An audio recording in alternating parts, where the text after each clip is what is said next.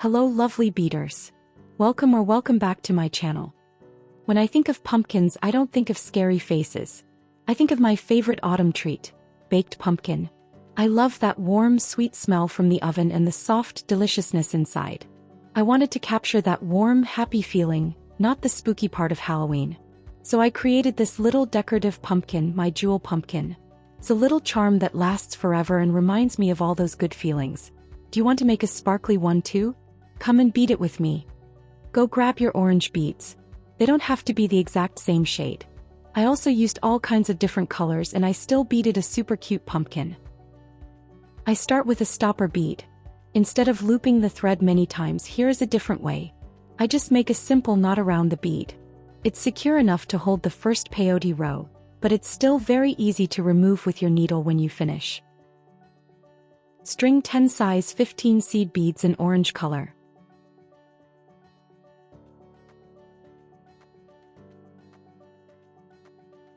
Start the first peyote row. You are exiting from the first bead. String an orange bead of the same size. Go through the second bead. The new bead will sit right over the first bead. Continue this pattern until you finish the row.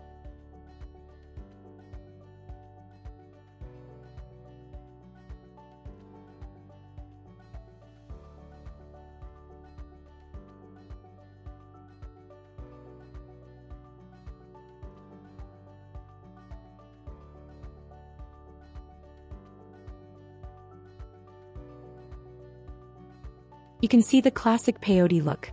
It looks like a comb. From now on, it's clear where to add the new beads. Start a new peyote row with size 15 seed beads. You will work with the orange colors through the body of the pumpkin, so I will not repeat the color unless we change it.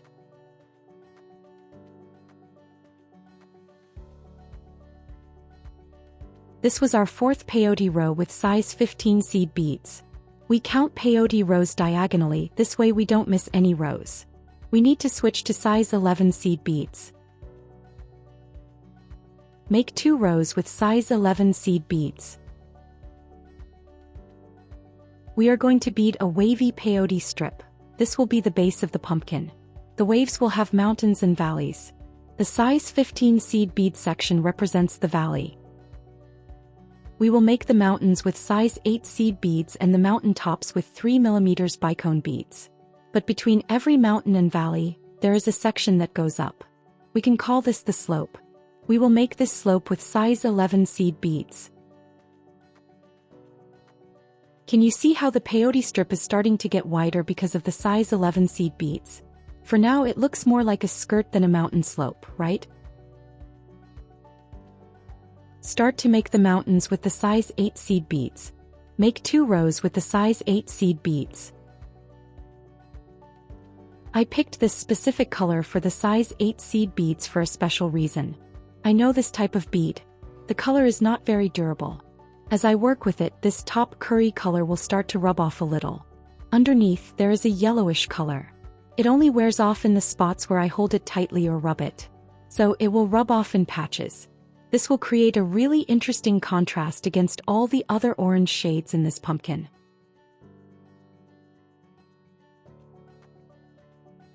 We will start making the mountain top.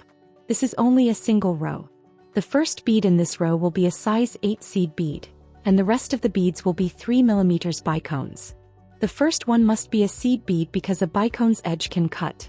Every bicone should have a seed bead before and after it to protect the thread from snapping.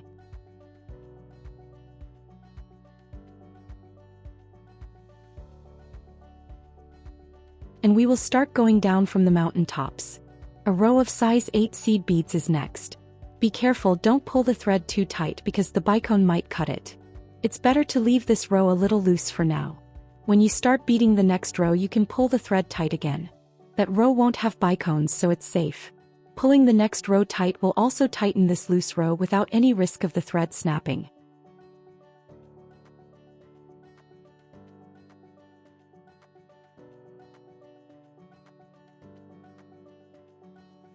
Make another row with size 8 seed beads. Now you can pull the thread and you will see the mountains come alive. Your mountain might not look perfectly rounded right away. You have to learn how much you can pull the thread. You need to make it tight, but you also need to feel that limit just before the thread snaps. If you don't feel you can get it tight enough right now, don't worry. The next row will help add even more tension and shape it.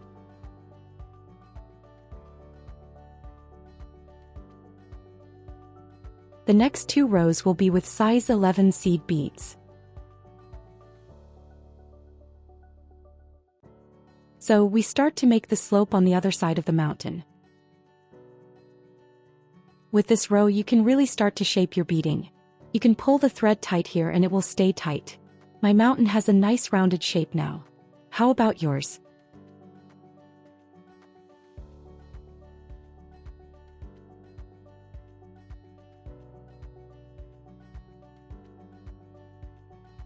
Start the second row with size 11 seed beads.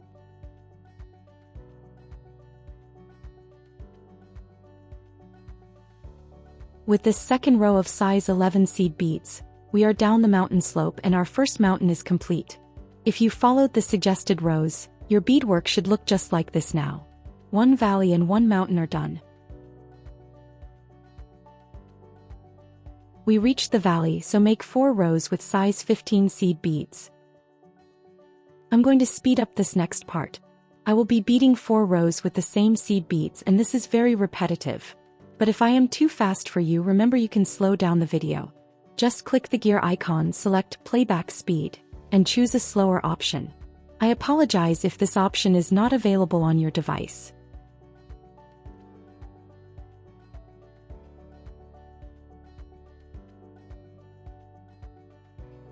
And I have finished the 4 rows of the valley section. Now we will start climbing the mountain again. This means we start building the next mountain slope with size 11 seed beads. I will not show the making of this mountain in such detail, and I will speed up the steps. I am leaving it in the video because repetition is the key to learning, as we say around here.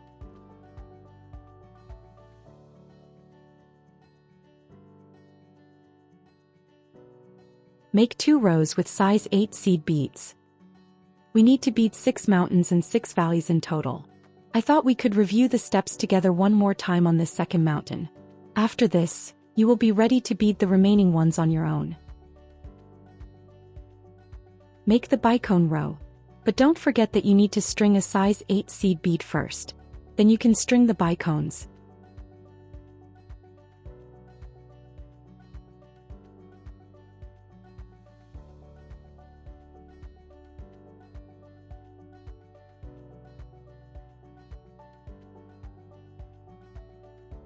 We will start going downwards. That means bead 2 rows with size 8 seed beads. But watch your tension so the bicones don't cut the thread.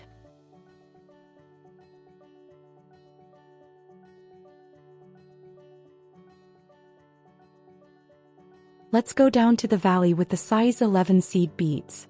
Bead 2 rows with the size 11 seed beads. Now you can pull the thread. Make the mountain tight as well.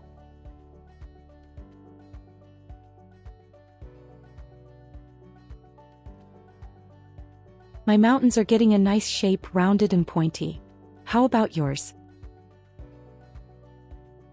Let's make the next valley. String size 15 seed beads for the next 4 rows. I will only bead 2 rows here. Then I'll finish the rest of my wavy peyote strip off camera. When I have all 6 mountains and 6 valleys, I will be back to show you how to make a pumpkin out of the mountains and valleys. I have finished my peyote strip. This is what mine looks like. Mountains, valleys, and it doesn't look like a pumpkin at all yet. But you are about to see the magic. We need to zip up the first row with the last one. We're going to make a ring shape. If you are new to this technique, this is the part that will be very hard.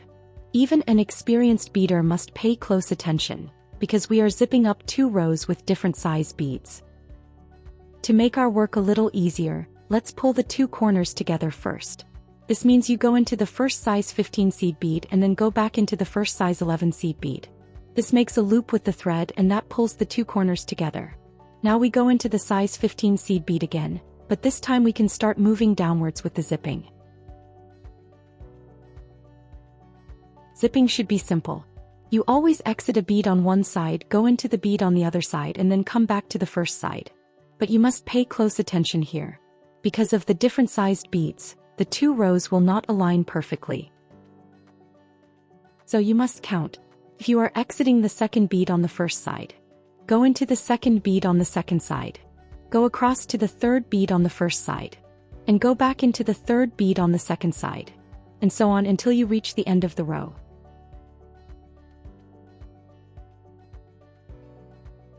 And while you work, don't forget to pull the thread. This will make sure the two sides zip together nice and tight. In the end, it should look just like the rest of the beadwork without any gaps or wrinkles.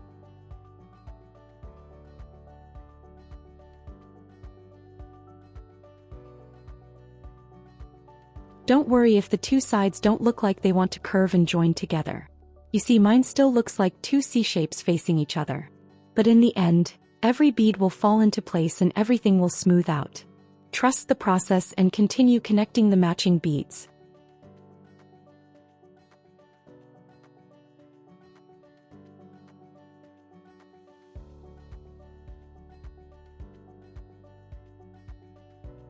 And when you reach the end of the row just like I did, you need to pull the two corners together here as well.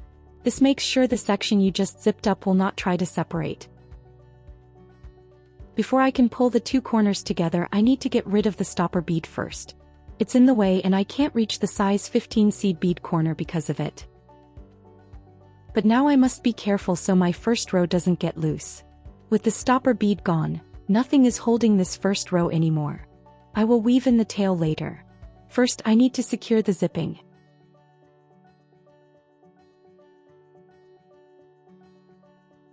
My zipping turned out nice. But to reinforce this row and also my very first row, I will pass through this area again. This secures the tension of the zipping and it also means I am rebeading my first row, so that will be secured too.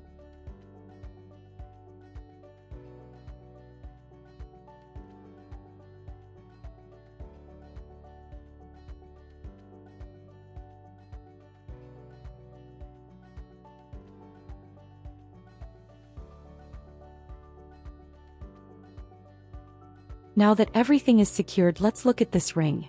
The wavy outside shape of the pumpkin is starting to show, right? Of course, we need to close up both ends to get the final look. You need to lead your thread to a size 8 seed bead. Exit a size 8 seed bead with your thread pointing towards the edge of the ring. We are going to work on the bottom of the pumpkin.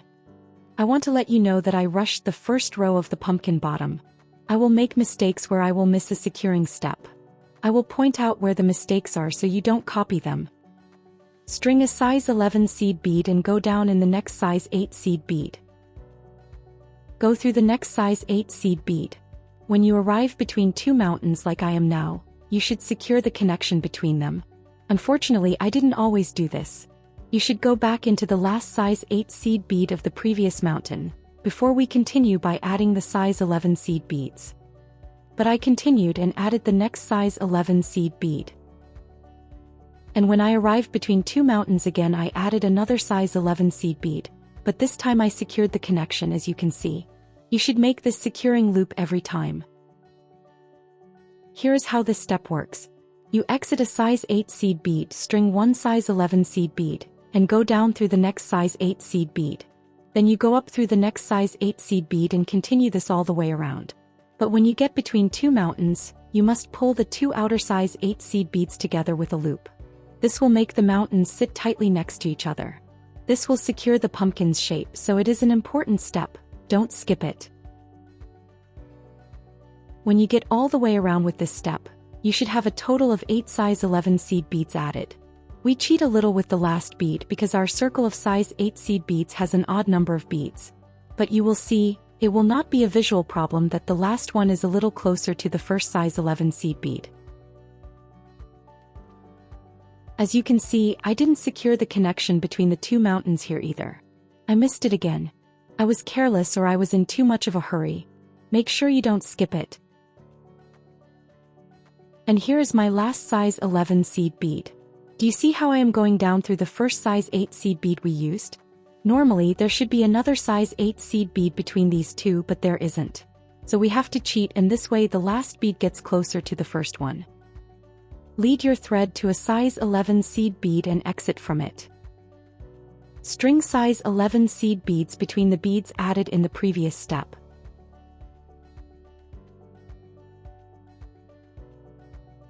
They will not completely fill the space between the beads. The new size 11 seed beads will sit a little loosely in place, but you don't need to pull them tight. The next row will fix this situation.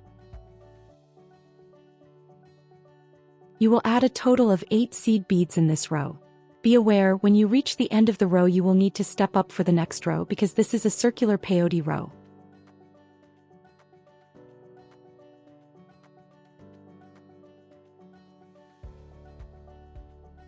And here it is, the step up. Go through the last seed bead from the starting circle and the first seed bead added in this row.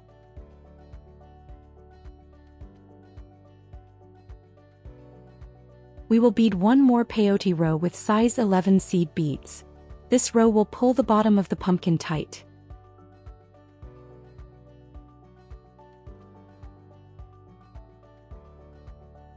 While we bead this last row together, I'd like to quickly ask for a small favor. I put a lot of love and time into making these tutorials completely free for everyone.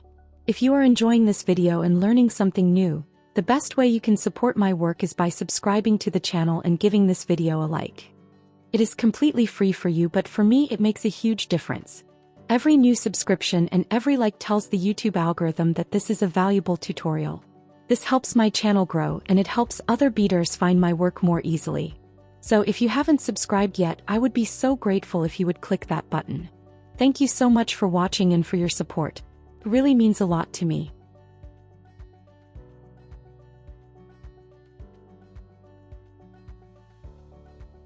When you have added the last bead in this row, pass through those 8 beads from the last row one more time. This will pull the beads completely tight.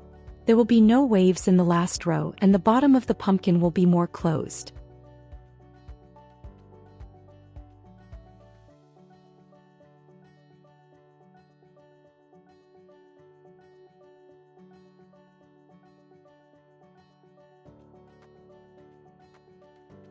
With this step we finish the bottom of the pumpkin. It's tight and the mountains have closed up at the bottom. We will need to work on the top part of the pumpkin. So lead your thread to the top part and step out from a size 8 seed bead.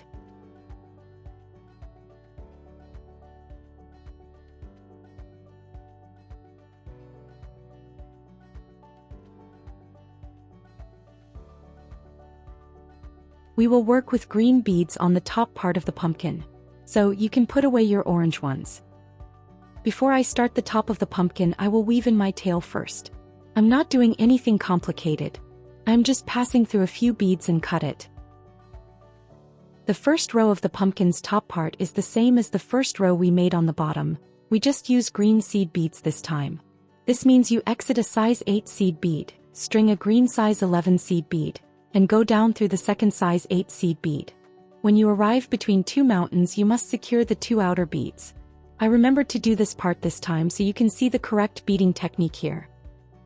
I am speeding up this part a little bit because the video is getting very long, and we still have more beading to do to make the pumpkin stem.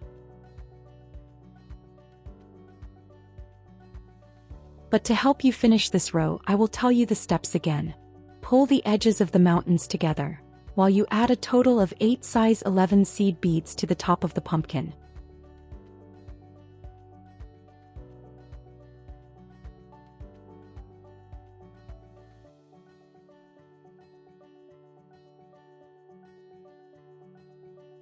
We pulled the mountains together on the top part too, so the mountains are sitting nicely. Now the valleys are only visible in the middle of the pumpkin.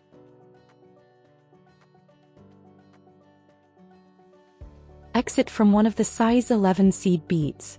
You will add new green size 11 seed beads into the spaces between them. This will be the first peyote row for the pumpkin stem. You will add 8 green seed beads in this row as well. Watch for the step up at the end of the row.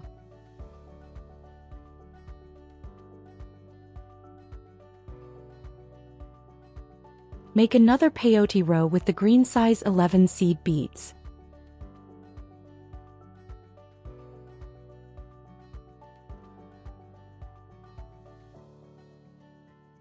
I designed the pumpkin stem as I was beading. I had an idea because if you look at pictures of real pumpkins, you usually notice something. Every single stem is different. The little vines around the stem, the colors, the textures, they are all unique. So I figured I couldn't really go wrong. No matter what kind of stem or little vines I bead for this pumpkin, it will still look like it belongs.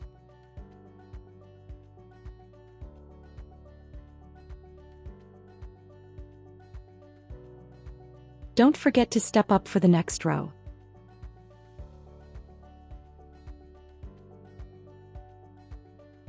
Make another peyote row with the green, size 11 seed beads.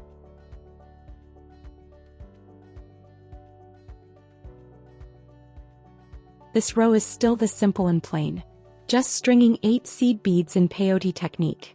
But starting with the next row, we will begin making the little vines.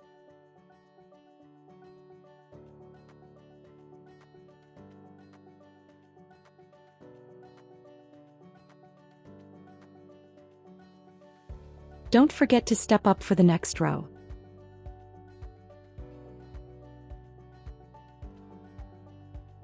We will now start the row for the little vines. To create the base for a vine, you will add 2 size 15 seed beads into a single gap. After this, I strung 1 size 11 seed bead and then 2 size 15 seed beads again. You don't have to follow my exact rhythm. Feel free to add more vines or fewer vines wherever you want.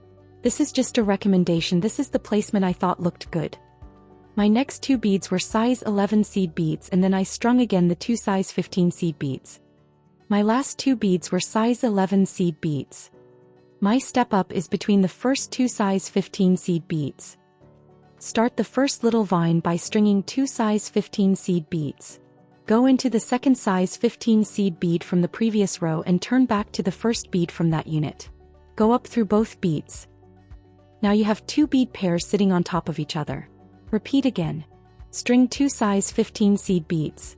Go into the second bead from the previous row. Turn back and go up through both beads. With these steps we build a longer herringbone strip with 2 beads. Repeat again.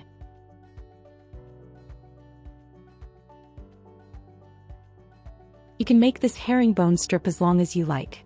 Mine has 4 rows and I will start to split the little vine in 2. For the first part of my vine I strung 6 size 15 seed beads. I skipped the last bead and I went back down through the other 5 beads.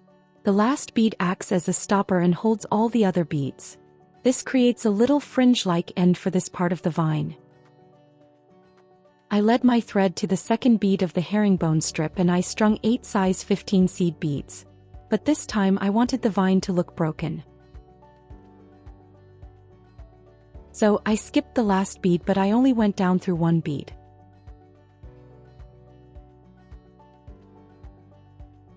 Then I skipped 1 more bead and only went down through the rest all the way to the herringbone base.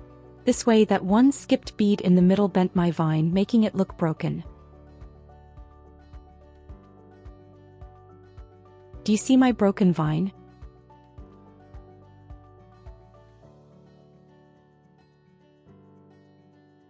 Lead your thread to reach the next size 15 seed bead unit on the stem. Here I will start building another herringbone strip for another vine. Of course, all my little vines will have a different style. You can just pick the one you like the most. Or if you like all of them, you can also play around and use multiple styles. I started all my little vines the same way. I beaded a herringbone strip with a pair of size 15 seed beads. So I am starting this vine the same way now. I started this little vine with a 5-row herringbone strip before I split my base strip into 2 vines. I will anchor the first part of this vine to the side of the pumpkin. I strung 10 size 15 seed beads and I went into a size 8 seed bead on the mountain section right below where I started this vine. You can make this part longer or shorter, I just liked it this way. I need to go back up through the size 15 seed beads because I want to bead the other half of the vine. To do this, I have to lead my thread around a little in the middle part of the pumpkin, using the size 8 seed beads and the bicone bead. I need to turn around safely and go back into the vine. This turn wasn't that hard. It was only tricky to figure out a safe path to turn around. When I get up to the herringbone strip, I go into the second bead from the strip and start making the next vine.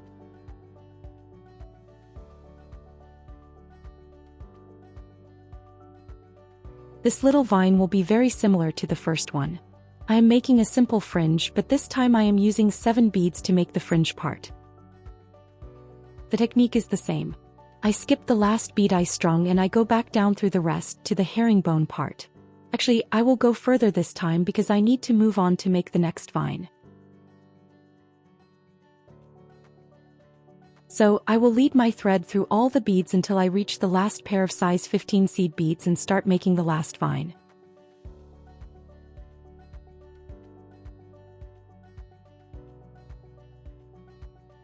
And when I exit between the 2 size 15 seed beads, I start building the herringbone strip. I string 2 size 15 seed beads on top of the size 15 seed beads. I turn back and exit from the first column of the herringbone strip and repeat. I will bead 6 rows for this herringbone strip. But when I add the 6th row, I will not turn back through the beads from the other side. I am making this vine a little crazy here. When I add the 6th row before I turn back to the other side, I string 1 extra bead. I go down through the bead in the row below. And from that row I turn back through the beads on the other side.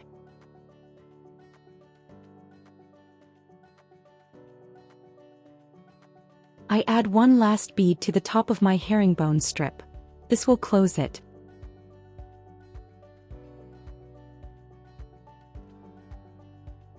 And I lead my thread to the extra bead that I added in the previous row. I string 8 size 15 seed beads and I anchor this little vine to a size 8 seed bead on the next mountain.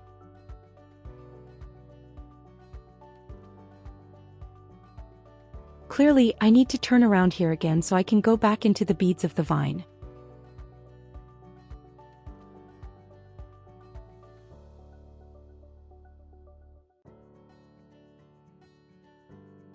When I finally get back to my herringbone strip, I can go back into the pumpkin stem to finish and close the hole at the top of the stem.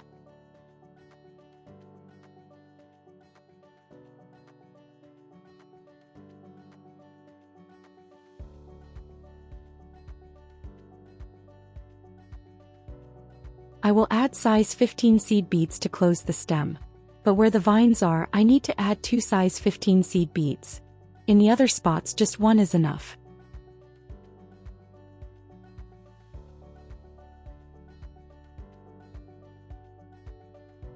Please notice, in this row I need to add beads to 5 spots in total. I have 3 vines, so 2 seed beads go in each of those spots. And I only have 2 spots where 1 bead is enough. Because of the vines, we reduce the 8 beads down to 5. Don't forget that you still need to step up for the next row. For the last row, you need to add 1 size 15 seed bead into every possible gap. Treat the double beads from the previous row as a single bead. This means pass through both beads at once.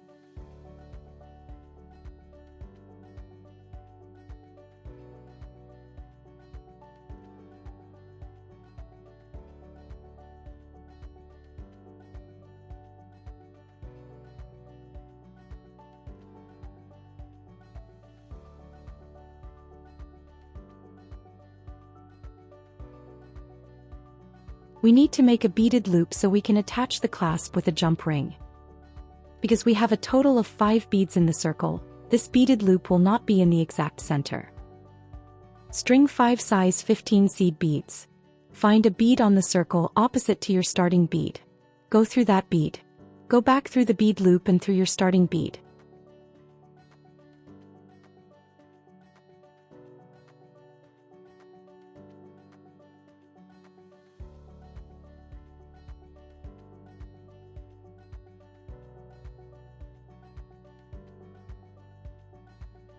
I can finish my thread.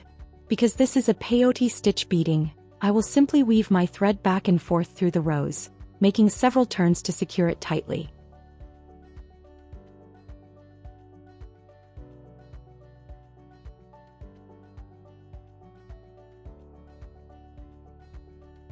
I am going to use this pumpkin as a bag charm.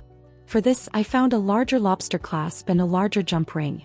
I just open the jump ring, pass it through the lobster clasp and the beaded loop and close it back. And my seasonal bag charm is ready. I think my little jewel pumpkin turned out super cute. What do you think? Will you try to bead it? Did you like it enough to give it a try? I would love to know if you make one. And that's it for today's video. If you enjoyed it, don't forget to subscribe if you haven't already. Thanks for hanging out with me. See you next week.